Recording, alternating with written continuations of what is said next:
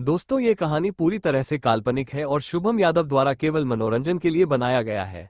और इस कहानी में किसी भी व्यक्ति, नाम, उत्पाद या वास्तविकता का अपमान नहीं किया गया है। अगर आप लोग हमारे SY ऑडियो स्टोरी चैनल पर नए हैं तो वीडियो को लाइक और चैनल को सब्सक्राइब जरूर करें, ताकि हम आप तक ऐसी वीडियो पहुंचाते रहेंगे। दोस्तों, अगर कहानी में कोई कमी हो तो हमें कमेंट में जरूर बताना और हम उसे सही करेंगे। धन्यवाद। एपिसोड 16, लाइब्रेरी हेड मनोज से मुलाकात। कहानी में अब तक आपने पढ़ा कि करण को उसकी दीदी कोई ऐसी जगह की जानकारी मांगता है जहां पर वो शांति से अपना कल्टीवेशन कर सके। करण दीदी उसको आराम करने की सलाह देती है, पर करण नहीं मानता तो माही उसको कालमाया जंगल जाने की सलाह देती है। साथ ही ये भी सलाह देती है कि वो केवल बाहरी हिस्से के 50 किलोमीटर के दायरे में रहे, उससे आगे पूरी तरह तैयार होकर ही जाए। करण को जानकारी तो मिल गई, पर अब उसको तैयारी करनी थी, इसलिए वो सिस्टम से मदद मांगता है। सिस्टम उसको पहले न्यूबी रिवॉर्ड बॉक्स खोलने की सलाह देता है। करण अपने स्पेस स्टोर से 2 स्किल्स को फ्यूज करने की सिस्टम को कमांड देता है और सिस्टम दोनों स्किल्स को फ्यूज कर देता है, जो कि स्कैनिंग स्किल और फास्ट लर्निंग स्किल थी। फास्ट लर्निंग स्किल से करण किसी भी चीज को जल्दी याद कर सकता था। स्कैनिंग स्किल से किसी भी चीज की जरूरी जानकारी प्राप्त कर सकता था। करण सिस्टम से सिस्टम पॉइंट्स और एक्सपी पॉइंट्स की जानकारी मांगता है। अब कहानी में आगे। होस्ट सिस्टम्स पॉइंट्स एक तरह से सिस्टम की करेंसी है, जिसकी मदद से आप सिस्टम की इन्वेंटरी शॉप से कुछ भी खरीद सकते हैं, जैसे पिल, तकनीक, वेपन, फॉर्मेशन, स्किल बुक्स आदि। EXP पॉइंट से आप अपना लेवल पार कर सकते हैं। एक लेवल को नॉर्मली पार करने में आपको बहुत समय लग सकता है, पर EXP पॉइंट से इंस्टेंट लेवल पार किया जा सकता है। करण दोनों चीजों को समझ गया था। अब वो सोचता है कि उसे अब क्या करना चाहिए, क्योंकि अगली स्किल तो वो 24 घंटे बाद ही सीख सकता था। करण सोचता है जंगल में उसका सामना किसी भी जंगली जानवर से हो सकता है, इसलिए उसको अब कुछ लड़ाई की तकनीक सीख लेनी चाहिए। करण स्पेस स्टोर में मौजूद तकनीकों को देखता है तो उसको बस स्वॉर्ड की बेसिक तकनीक मिली थी। अब करण सोचता स्वॉर्ड तकनीक को सीखने के लिए तो उसे एक तलवार की जरूरत थी। करण के पास कोई तलवार भी नहीं थी, तो करण कोई दूसरी तकनीक सीखने की सोचता है। करण अपने दादाजी के पास जाने का विचार करता है। करण दादाजी के कमरे के पास जाकर पहरेदारों से दादाजी को उसकी सूचना देने को बोलता है। एक पहरेदार जाकर राणा प्रताप सिंह को जानकारी देता है तो वो उसको अंदर भेजने की बोलते हैं। करण अंदर जाकर राणा प्रताप सिंह को प्रणाम करता है और बोलता है, दादाजी मैं कोई तकनीक सीखना चाहता हूं, पर मेरे पास कोई तकनीक नहीं है, मैं क्या करूं? बेटा, इसमें सोचने की क्या बात है, सबको तकनीक दल के पुस्तकालय से प्राप्त होती है, तुम भी वहीं से तकनीक प्राप्त कर सकते हो। और एक टोकन करण को देते हैं। उस टोकन पर सिंह दल का लोगो लगा था और वो सुनहरे रंग का था, जो केवल सिंह दल के राजकुमारों और राजकुमारियों को मिलता था, जिससे उनकी पहचान होती थी। उसी टोकन से उनको महीने का खर्च, तकनीक और भी कई फायदे मिलते थे। करण टोकन लेकर लाइब्रेरी की तरफ जाता है। करण एक गेट को देखता है जिस पर सुनहरे अक्षरों में लिखा था सिंह दल पुस्तकालय। करण लाइब्रेरी में प्रवेश करता है, तभी उसको को आवाज देता है। करण पीछे मुड़कर देखता है तो एक पतला सा लड़का उसकी तरफ इशारा कर रहा था। करण उसको देखकर पहचानने की कोशिश करता है। क्या हुआ भाई, पहचाना नहीं क्या मुझे? मैं आकाश हूँ, तेरा इकलौता दोस्त। तू ठीक कब हुआ? मुझसे मिलने भी नहीं आया ठीक होते ही। आकाश, अरे यार तुझे नहीं पहचानूंगा क्या, कैसी बात कर रहा है तू? करण पिछले करण की यादों में देखता है तो उसको पता चलता है कि ये उसका इकलौता दोस्त था। मैं अभी कुछ दिन पहले ही ठीक हुआ हूं, तो मुझे कहीं जाने की मना कर दिया था दादाजी ने, इसलिए तुझसे नहीं मिल पाया। तू बता, तू कैसा है, सब कुछ ठीक है ना?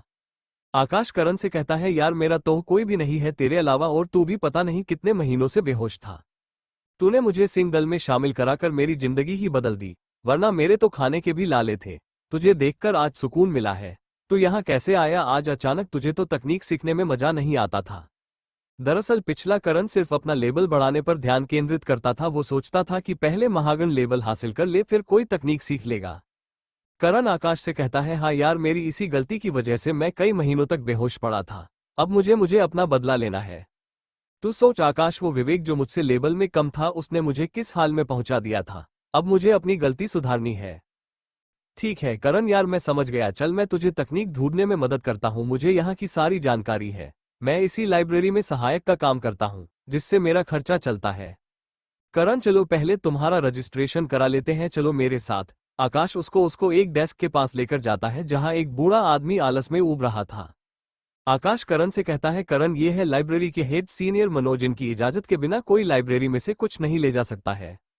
करण सीनियर मनोज को देखता है, एक बूढ़ा आदमी जिसकी लंबी सफेद दाढ़ी, जिसकी का कोई अंदाजा नहीं लगा सकता, पर लगते 50 के आसपास।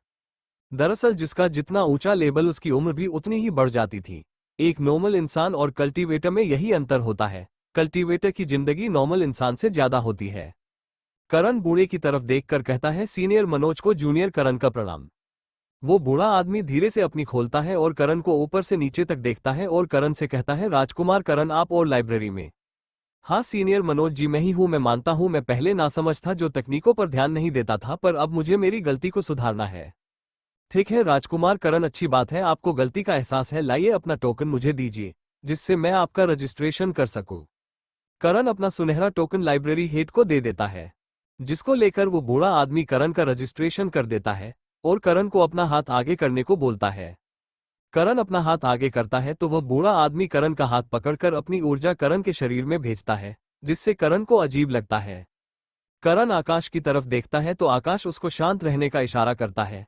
करण भी शांत होकर उस बूढ़े आदमी को देखता है। बूढ़ा आदमी करण के शरीर से अपनी ऊर्जा निकाल लेता है और उसकी तरफ देखकर कहता है, तुम्हारा लेबल ऋषि लेबल 9 स्टार है, तुम सिर्फ पहली मंजिल पर जा सकते हो। करण शांति से हाँ करता है तो बूढ़ा आदमी उसको एक सफेद बैच देता है, जो उसके पहली मंजिल पर घूमने का परमिट था। उसकी सहायता से करण केवल पहली मंजिल तक ही जा सकता था।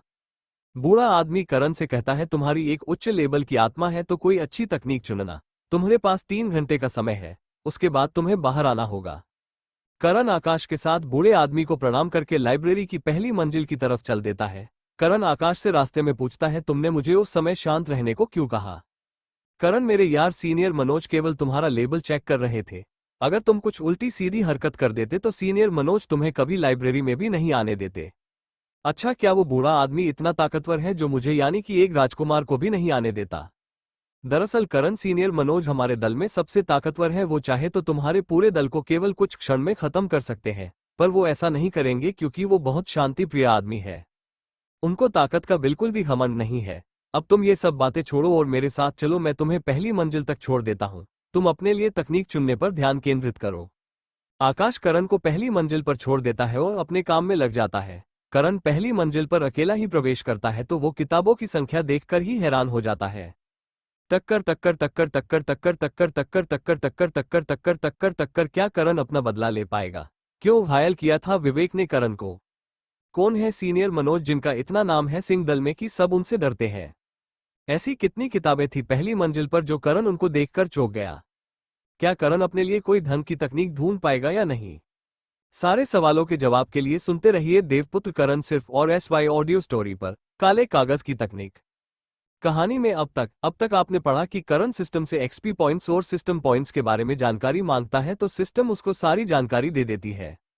करण सोचता है, जंगल में मुझे जानवरों से लड़ना पड़ सकता है तो क्यों ना कोई तकनीक सीख ली जाए। तो वो मदद के लिए अपने दादाजी राणा प्रताप सिंह जी से सहायता मांगता है। उसके दादाजी उसको टोकन देकर लाइब्रेरी जाने को बोलते हैं। करण भी लाइब्रेरी के लिए तुरंत निकल जाता है। लाइब्रेरी में प्रवेश करते ही करण को उसका पुराना या एकमात्र दोस्त मिलता है, जो करण को देखकर खुश हो जाता है। आकाश करण से बहुत शिकायत करता है तो करण उसकी सारी शिकायत दूर कर देता है और अपने लाइब्रेरी आने का कारण भी बताता है। आकाश करण को बूढ़े आदमी सीनियर मनोज से मिलवाता है। सीनियर मनोज करण का रजिस्ट्रेशन करके उसको एक सफेद बैच देता है, जिससे करण लाइब्रेरी की पहली मंजिल पर आराम से जा सकता है। करण को 3 घंटे में तकनीक ढूंढकर वापस आना होगा, इसलिए आकाश करण को सीधा पहली मंजिल तक छोड़ आता है। अब कहानी में आगे, करण लाइब्रेरी में किताबों की संख्या देखकर चौंक जाता है, क्योंकि लाइब्रेरी की पहली मंजिल पर 1000 किताबों की रैक थी, तो उनमें किताबें कितनी होगी? करण धीरे से पहली रैक की तरफ बढ़ता है तो वो देखता है कि तकनीकों को उनके काम के हिसाब बांट रखा था। करण सोचता है, मैं अपने लिए किस प्रकार की किताब लूं? करण सिस्टम से पूछता है, सिस्टम मुझे अपने लिए किस प्रकार की तकनीक लेनी चाहिए, क्या कुछ मदद करोगे? होस्ट, मुझे तो बनाया ही आपकी मदद करने के लिए है। होस्ट, आपके पास साधना तकनीक तो है, अब कोई लड़ाई तकनीक जैसे कि पंच तकनीक, पाम तकनीक, फिंगर तकनीक। होस्ट, आप अपनी स्कैनिंग स्किल का इस्तेमाल कीजिए, जिससे आपका समय बचेगा और बचे समय में आप आज से ही तकनीक सीखना शुरू कर पाएंगे। करण तुरंत अपनी स्कैनिंग स्किल को एक्टिवेट करता है। होस्ट, स्कैनिंग प्रोसेसिंग में थोड़ा सा वक्त लग सकता है।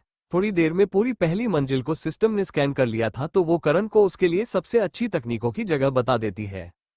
करण सिस्टम के बताए रैक के पास पहुंच जाता है और एक तकनीक को उठता है। करण ने एक स्पीड बढ़ाने की तकनीक उठाई थी। करण उसको बिना देखे अपने पास रख लेता है। करण दूसरी रैक के पास पहुंचता है और वहां से भी एक तकनीक अपने पास रख लेता है। इसी तरह करण एक और तकनीक रख लेता है। करण वापस जाने लगता है, तभी सिस्टम उसको लास्ट वाली रैक के पास जाने को कहता है। करण सिस्टम के बताए अनुसार एक काला सा कागज उठता है और रैक की तरफ देखता है तो वहां लिखा था अज्ञात रैंक की तकनीक। दरअसल अज्ञात रैंक की तकनीक वो तकनीक होती है जिनकी कोई रैंक नहीं जान पाया, ना ही कोई इन्हें समझ पाया हो, तो उन्हें इस अज्ञात श्रेणी की रैंक में डाल दिया जाता है। करण को सिस्टम पर पूरा भरोसा था, अगर सिस्टम ने वो तकनीक चुनी है तो जरूर उसमें कुछ खास होगा। करण सारी तकनीक लेकर सीनियर मनोज के पास आ जाता है। क्या बात है बच्चे, तुम इतनी जल्दी कैसे आ गए, क्या तुम्हें कुछ समझ नहीं आया क्या? सीनियर मनोज अपने मन में सोचते हैं, बेचारा पहली बार इतनी तकनीकों को देखकर कंफ्यूज हो गया है शायद। क्या मैं तुम्हारी कोई मदद करूं बच्चे? तुम्हें देखकर लग रहा है तुमने पहली बार इतनी तकनीकें देखी है तो तुम कुछ समझ नहीं पाए हो कि कौन सी तकनीक चुने। नहीं सीनियर मनोज, आप गलत समझ रहे हैं, मैंने तकनीकें चुन ली है। ये देखिए मेरी चुनी तकनीकें। करण चारों तकनीक काउंटर पर रख देता है। मनोज सोचता इसने इतनी जल्दी तकनीक चुन ली, लगता है जल्दबाजी में बेकार तकनीकें उठा लाया ताकि मुझे इम्प्रेस कर सके। मनोज जैसे ही तकनीकों को देखता है तो वो तो आश्चर्य से करण को देखते हैं। सीनियर मनोज करण को ऐसे देख रहे थे जैसे कि वो खुद पागल हो गए हो। मनोज सोचता है केवल 30 मिनट में पहली मंजिल की बेस्ट तकनीक ढूंढ लाया, ये इंसान ही है ना। सीनियर मनोज अपने आप को ठीक करते हैं, फिर करण से कहते हैं, करण मेरे हिसाब से ये तीनों तकनीकें तो अच्छी है पर तुम इस कचरे को क्यों उठा लाए? वो उस काले कागज की तरफ इशारा करते हैं। क्यों, मैंने कुछ गलत चुन लिया क्या? सीनियर मनोज, मुझे तो ये चारों तकनीक अच्छी लगी इसलिए मैंने इन सबको चुना है। आप इन तकनीकों को मुझे सीखने के लिए दे दीजिए। करण तुम समझ नहीं रहे हो बच्चे, दरअसल बात यह है कि इस तकनीक को समझ ही नहीं पाया कि ये किस चीज की तकनीक है, ना ही कोई इसका रैंक जान पाया, इसलिए इसके बुरे प्रभाव भी हो सकते हैं, तो कोई भी इसको नहीं सिखाता है, इसलिए ये कचरा है। सीनियर मनोज, ये तकनीक मुझे अच्छी लगी, चाहे कोई भी इसके बारे में कुछ भी बोले, कोई इसे समझ नहीं पाया पर मैं इसको जरूर समझूंगा। और ये फिंगर तकनीक है। जैसी तुम्हारी इच्छा, मेरा काम तुम्हें चेतावनी देना था, मैंने दे दी। इन तीनों तकनीकों को तुम्हें 2 महीने में लौटाना होगा और इस कचरे को तुम हमेशा के लिए अपने पास भी रख सकते हो। वैसे भी यहाँ भी ये कचरे में पड़ी थी। करण अपनी तकनीक लेकर सीनियर मनोज को प्रणाम करके चुपचाप लाइब्रेरी से बाहर निकल आता है, पर करण की खराब किस्मत, उसका सामना उसके सबसे बड़े दुश्मन विवेक से हो जाता है। विवेक करण को देखकर उसको घृणा से घूरता है। विवेक करण से कहता है, कैसे हो मेरे शून्य लेवल के भाई? लगता है पिछली बार कुछ कमी रह गई थी जो तुम चलने फिरने लगे। करण तुम्हें शर्म नहीं आए? लाइब्रेरी आते हुए यहाँ केवल योद्धा आते हैं, ना कि कचरे आते हैं। तुम यहाँ किस मुंह से आए? तुम्हारा लेबल तो खत्म हो गया है। बेचारा विवेक करण का लेबल चेक नहीं कर पाया तो करण को कचरा समझने लगता है। तुम्हारा चेहरा देखकर आज का सारा दिन ही खराब हो गया, सुबह सुबह एक कचरे के दर्शन हो गए। चलो अपने घुटने टेक कर मुझसे अपनी नाक रगड़ कर माफी मांगो तो शायद मैं तुम्हें माफ कर दूं। टक्कर टक्कर टक्कर टक्कर टक्कर टक्कर टक्कर टक्कर टक्कर टक्कर टक्कर टक्कर टक्कर। कौन सी तकनीक चुनी है करण ने? क्या रहस्य है उस काले कागज का? क्यों नहीं सीख पाया कोई योद्धा उस तकनीक को? क्या दिक्कत थी उस तकनीक में? क्या करण सीख पाएगा चारों तकनीकों को 2 महीने में?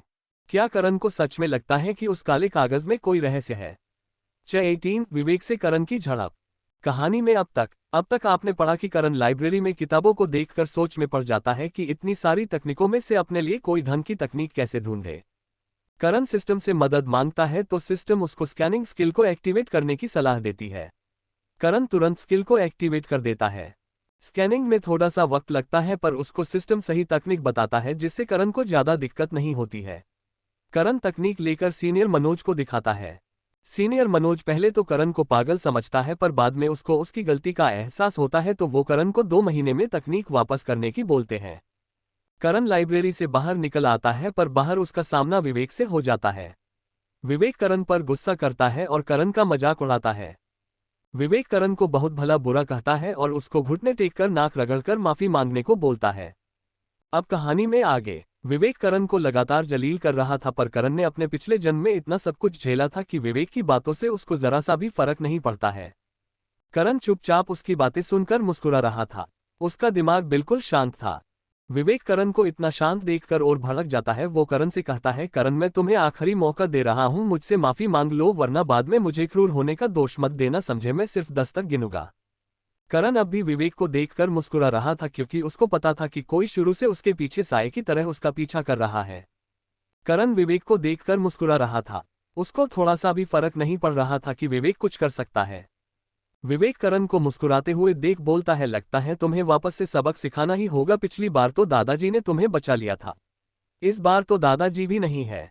मैं तुम्हें चुनौती देता हूं करण, अगर तुम में हिम्मत है तो मुझसे द्वंद्व करो। अगर तुम जीत गए तो तुम 2 महीने तक आजाद हो, मैं तुम्हें परेशान नहीं करूंगा, और यदि तुम हार गए तो तुम्हें मेरा गुलाम बनना होगा। बोलो क्या कहते हो? करण तो विवेक से लड़कर अपना समय खराब नहीं करना चाहता था, क्योंकि उसको जल्द से जल्द कालमाया जंगल जाकर अपनी ट्रेनिंग करनी थी, इसलिए वो कुछ सोचता है। विवेक, मैं तुम्हारी शर्त को स्वीकार करता हूं, पर हम अभी नहीं लड़ेंगे, हम 2 महीने बाद होने वाली प्रतियोगिता में लड़ेंगे। अगर उस दिन मैं जीत गया तो तुम मुझे कभी भी परेशान नहीं करोगे और तुम्हें मुझसे माफी मांगनी होगी। यदि तुम जीत गए तो जैसा तुम चाहो कर लेना। विवेक सोचता है, लगता है करण का दिमाग खराब हो गया है, वो प्रतियोगिता में भाग लेना चाहता है, जबकि फिलहाल तो मैं खुद इस काबिल नहीं हूं। लगता है करण मुझसे डर गया है, तभी तो वो बहाने बना रहा है। विवेक करण से कहता है, लगता है करण तुम्हारा दिमाग ठिकाने पर नहीं है, प्रतियोगिता में भाग लेने के लिए गन लेवल पर होना जरूरी है। तुम तो अभी 0 पर हो और तुम 2 महीने में गन लेवल पर पहुंचने की बात कर रहे हो। दिन में सपने देखना अच्छी बात नहीं है। ठीक है, यदि तुम मेरा एक बार भी आज झेल गए तो हम प्रतियोगिता में लड़ेंगे तुम्हारी शर्त के अनुसार। यदि तुम आज मेरे बार से बच गए तो तुम कोशिश कर सकते हो कि प्रतियोगिता में तुम मुझसे लड़ सको। मैं अपनी आधी शक्ति ही तुम पर इस्तेमाल करूंगा। विवेक का इरादा आज फिर से करण को घायल करने के थे, ताकि वो प्रतियोगिता में भाग नहीं ले सके। विवेक अपना लेवल आधा कर लेता है, उसको पता नहीं था कि अब वो करण से भी कम लेवल पर आ गया है। विवेक महर्षि लेवल के 7वें स्टार पर था, अब उसने अपनी शक्ति आधी कर ली तो वह ऋषि लेवल के 8वें स्टार की शक्ति इस्तेमाल कर रहा था। विवेक बहुत चालाक था, उसने सिर्फ शक्ति आधी करी थी, पर वो उच्च लेवल की तकनीक इस्तेमाल करने की सोचता है ताकि करण खत्म हो जाए और यदि बच जाए तो पहले की तरह बिस्तर पर पड़ा रहे। करण विवेक की सारी हरकतों को देखता है और फिर अपनी स्कैनिंग स्किल को एक्टिवेट करता है ताकि उसकी कोई कमजोरी ढूंढ सके। उसको जल्दी ही सारी जानकारी मिल जाती है। विवेक की कमजोरी उसकी शारीरिक शक्ति थी। करण को विवेक की कमजोरी मिल गई थी, तो करण विवेक को बातों में फंसाकर अपनी लर्निंग स्किल को एक्टिवेट करता है और आज लाई हुई तकनीकों में से स्पीड की तकनीक को सीखने लगता है। कहते हैं मुसीबत में इंसान का दिमाग ज्यादा काम करता है। करण विवेक से कहता है, विवेक तुम मुझसे बराबरी का मुकाबला क्यों नहीं करते, तुम क्यों अपनी तकनीक इस्तेमाल कर रहे हो? दरअसल विवेक के करण को जोर जोर से धमकी देने की आवाज दूर तक जा रही थी, तो जल्द ही उन दोनों के पास भीड़ इकट्ठा होने लगती है। अब तक बहुत से लोग उन दोनों के चारों तरफ आ गए थे। विवेक, तुम मुझ पर अपनी शारीरिक शक्ति से हमला क्यों नहीं करते, जबकि तुम्हें पता है कि मुझे किसी तकनीक का ज्ञान नहीं है? भीड़ भी करण की बातों से संतुष्ट थी। कुछ लोग करण के बातों का समर्थन करने लगते हैं तो कुछ लोग करण के खिलाफ होते हैं। एक आदमी कहता है, भाई देखो ये करण कितना कमजोर है, जिसको एक भी तकनीक नहीं आती, और विवेक को देखो पहले ही उस पर दया दिखाकर अपनी आधी शक्ति का इस्तेमाल कर रहा है। दूसरा आदमी कहता है, भाई तुम्हें पता नहीं क्या, कुछ महीनों पहले करण विवेक से लेवल में आगे था, पर तब भी उसने कोई तकनीक नहीं सीखी थी, तो इस विवेक ने करण को अधमरा कर दिया था। तीसरा आदमी कहता है, भाई ये विवेक सिर्फ ढोंग कर रहा है अच्छा बनने का, वो करण को दोबारा से ठीक देखकर उससे जल रहा है। विवेक उन लोगों की बात सुनकर अफसोस करता है कि मुझे इस पर इतने जोर नहीं चिल्लाना चाहिए था, मेरा काम भी हो जाता और किसी को पता भी नहीं चलता। विवेक करण को देखकर कुछ सोचता है, अब मैं क्या करूं, अगर मैंने तकनीक इस्तेमाल करी तो दादाजी को पता चल जाएगा और वो मुझे इस बार कड़ी सजा देंगे। पिछली बार तो मुझे पिताजी ने बचा लिया था, पर इस बार शायद ही बचा सके। अब मुझे इससे केवल शारीरिक शक्ति से ही लड़ना होगा, पर मैं अब अपनी महर्षि लेवल की शारीरिक शक्ति इस्तेमाल करता हूं। लगता है करण ने अपना लेवल कुछ हद तक वापस से बढ़ा लिया है। करण ने इतने समय में स्पीड बढ़ाने वाली स्किल फेदर लाइटनिंग तकनीक को याद करके 10% तक सीख लिया था। अब उसको लग रहा था शायद अब वो विवेक के हमलों से बच सके। विवेक करण से कहता है, ठीक है करण, मैं अपनी शारीरिक शक्ति से ही हमला करूंगा, पर अब तुम्हें मेरे 5 हमलों से बचना होगा या उनको सहना होगा। तैयार हो जाओ, अब मैं हमला कर रहा हूं। हर हमले में अपनी शक्ति बढ़ाता रहूंगा। लो अब करण, तुम मेरा पहला हमला सहन करो, और विवेक करण पर अपनी शारीरिक शक्ति से एक मुक्का करण की तरफ बढ़ता है। करण भी बिल्कुल तैयार हो जाता है, वो अपनी सारी शारीरिक शक्ति को रिलीज करता है और अपनी फेदर लाइटनिंग तकनीक को भी एक्टिवेट करता है। विवेक करण की शारीरिक शक्ति को महसूस करता है, उसको झटका सा लगता है। करण ऋषि लेवल के 9वें स्टार के चरम पर था, पर अब विवेक करण पर हमला कर चुका था तो वो कुछ नहीं कर सकता था। विवेक ने मुक्का करण के चेहरे को निशाना बनाकर चलाया था। मुक्का बिल्कुल करण के चेहरे के पास पहुंच गया था, वो कभी भी करण के चेहरे पर लग सकता था, पर अचानक करण वहां से हट जाता है। विवेक का मुक्का हवा में ही लगता है और उसका पहला बार खाली चला जाता है। विवेक तुरंत अपना दूसरे हाथ से मुक्का मारता है, पर करण उससे भी बच जाता है। विवेक को बहुत गुस्सा आने लगता है, उसके 2 प्रहार खाली चले गए थे।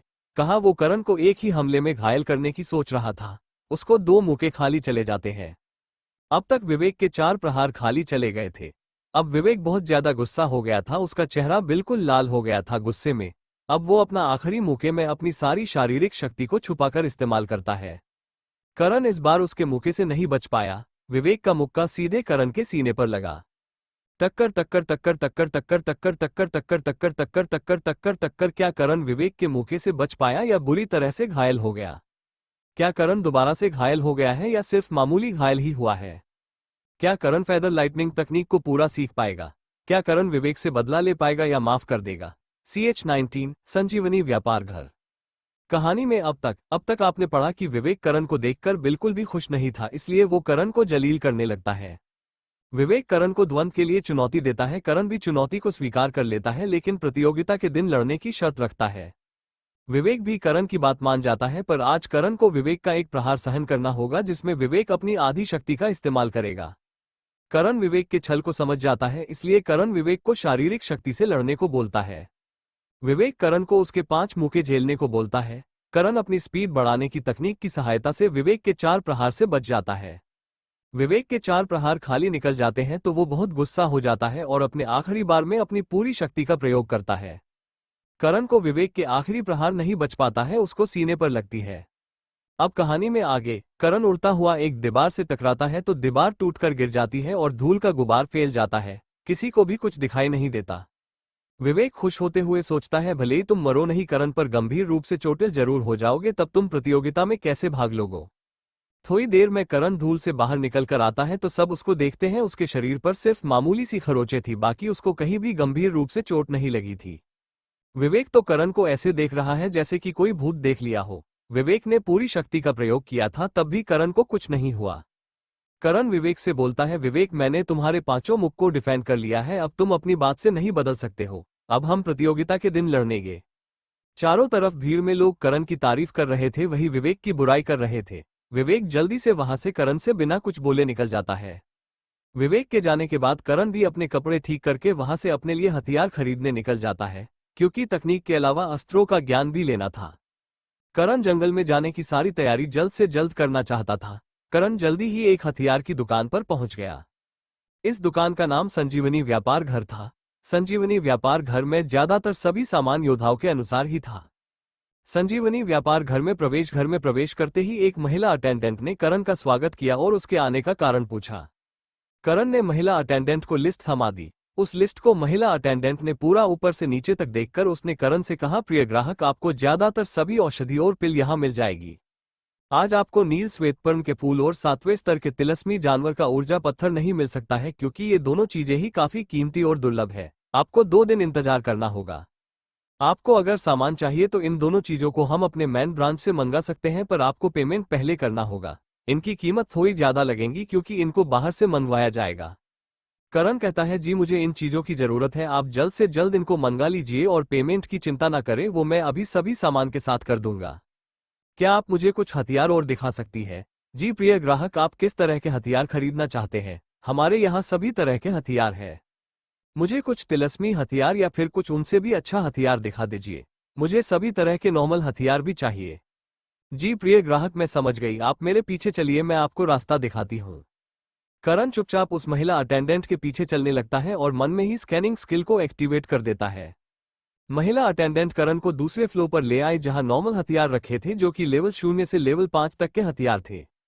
करण उनको बिना देखे ही महिला अटेंडेंट से सभी हथियारों के लेवल 3 के एक हथियार पैक करने की बोलता है और कुछ अच्छे हथियार दिखाने की बोलता है।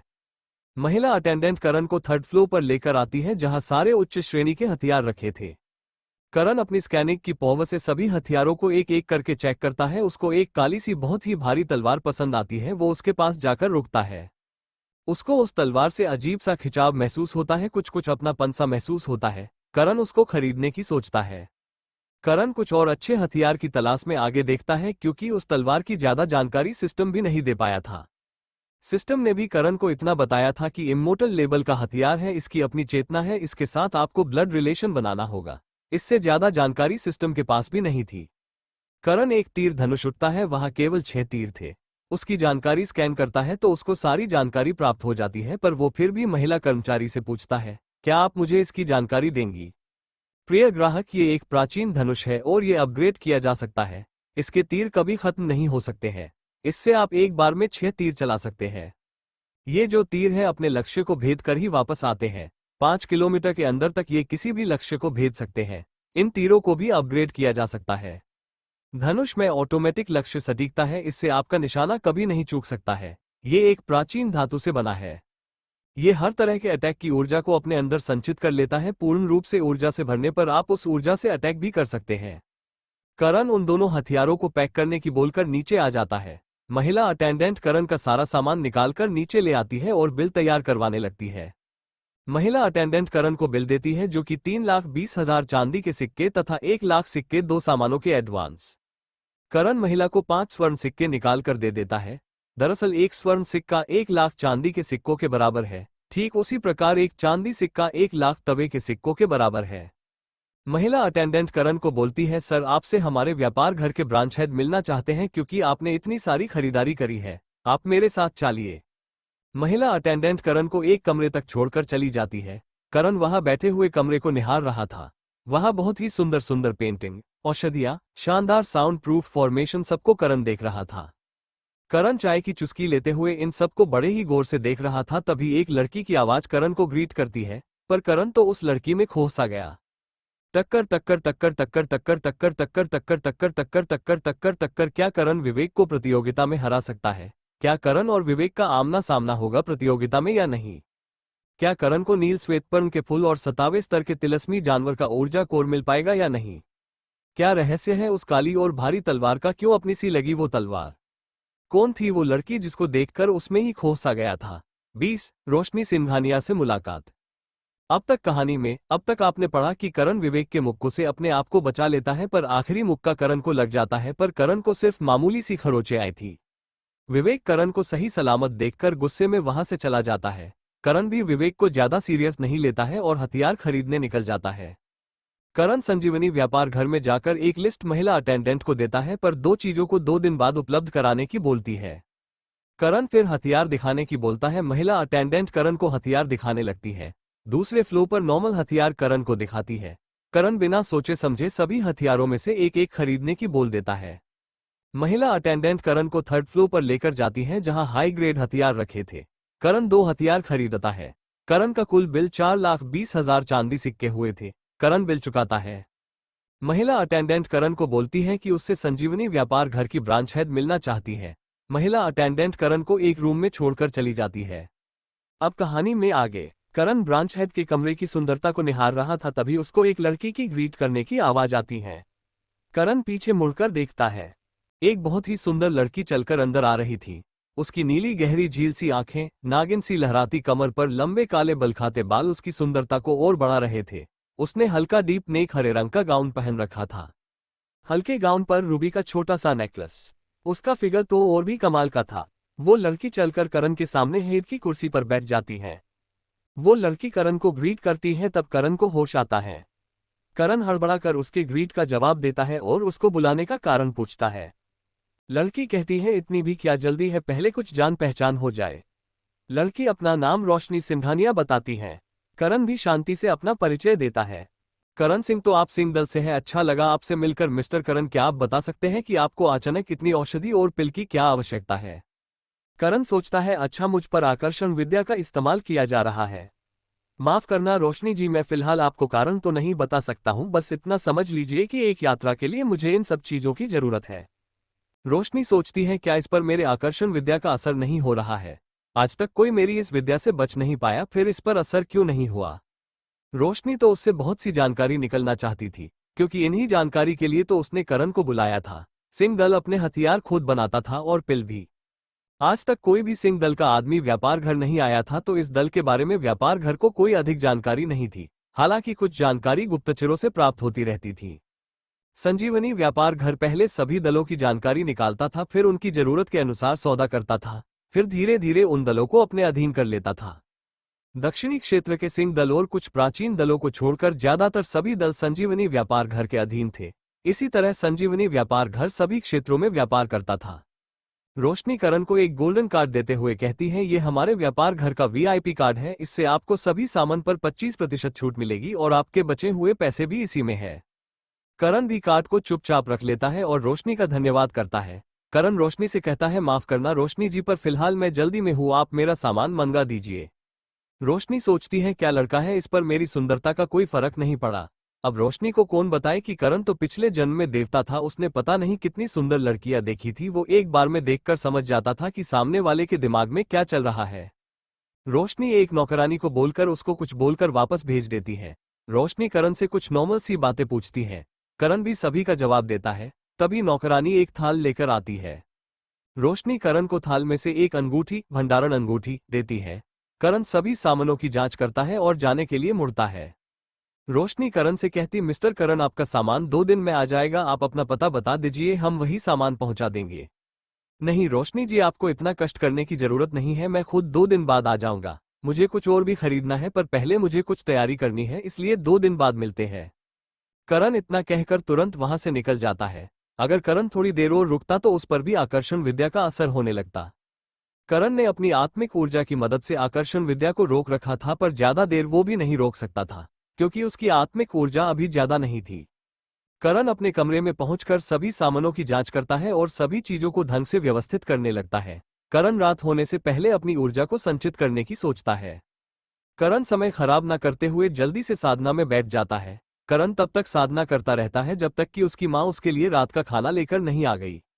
करण माँ के साथ बैठकर खाना खत्म करता है और कुछ देर माँ से बाहर की जानकारी लेने लगता है। जल्द ही उसकी माँ उसको आराम करने की बोलकर चली जाती है। करण भी मां के जाने के बाद जल्दी से अपने कमरे का दरवाजा बंद करके स्पेस स्टोव में प्रवेश कर जाता है। करण जाकर अपने साधना स्थल पर पहुंचकर अपने स्टेट्स को देखता है। नाम Karan Singh, body type supreme, body type जो host level Rishi level 9 star, system level 1, physical ability 10%, mental ability 10%, charm ability 0.1%, luck ability 5%, system point 200 points, EXP point 200 points, HP 100, RP 100, Technic Neil. Mastered skills, fast learning skill, scanning skill, medicine skill, Neil pill skill, Neil weapon skill, Neil fire, White Lotus coal fire, fire, personal space storage system, unlocked. Inventory shop, unlocked, reserved ability, medicine skill, painting skill, आत्मा सुधार काढ़ा बनाने की विधि, एक lucky draw, instant recovery lotion, teleport realm. Reserved items, basic sword technique, basic armour, 20,000 स्वर्ण मुद्राएं, heavenly कड़ाही, heavenly cultivation method, एक instant cultivation level up token, Lohari basic skill. अब करण सोचता है 24 घंटे पूरे हो गए हैं, मुझे आज मेरी दूसरी स्किल को फ्यूज कर लेना चाहिए। टक्कर टक्कर टक्कर टक्कर टक्कर टक्कर टक्कर टक्कर टक्कर टक्कर टक्कर टक्कर टक्कर, क्या रहस्य है संजीवनी व्यापार घर का? और कौन है रोशनी सिंघानिया? क्या जानकारी प्राप्त करना चाहती थी रोशनी करण से और क्यों, क्या मकसद था उसका इन सब में? क्या करेगा करण इतने हथियारों का और औषधि का? कौन सी नई स्किल को सीखना चाहता है करण? आगे क्या क्या परिवर्तन होगा आगे कहानी में, जानने के लिए बने रहिए शुभम यादव द्वारा सिर्फ हमारे SY audio story YouTube channel पर। धन्यवाद। मुझे मेरी